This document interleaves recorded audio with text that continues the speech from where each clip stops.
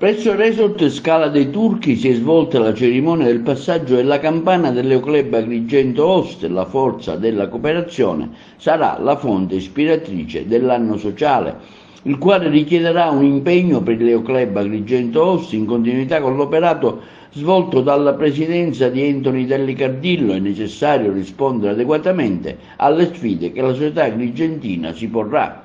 In primis l'evento della Agrigento Capitale della Cultura. L'armonia e la voglia di impegnarsi per la collettività consentiranno il raggiungimento di obiettivi ambiziosi. Queste le parole del nuovo presidente Francesco Bonfiglio.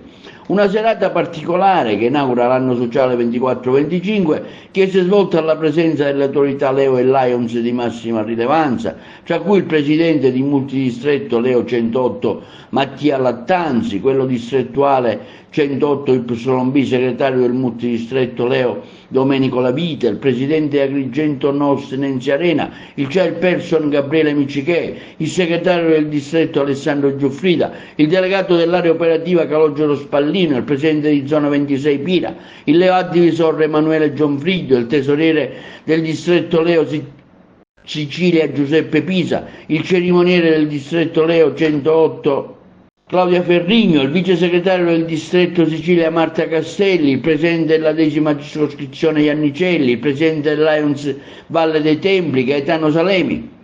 Il sostegno e il confronto con i Lions rimangono fermi, costanti e con un'innovazione di spirito in progressiva crescita che la presidente Arena non esita a sottolineare, garantendo auspicandosi un anno fruttifero di service.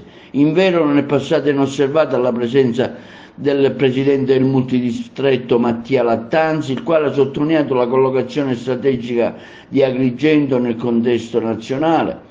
Necessita un occhio di riguardo. A dimostrazione di ciò, il presidente del distretto Leo Domenico Lavite annuncia l'organizzazione del Leo Day, che si terrà proprio ad Agrigento il 1° giugno del prossimo anno.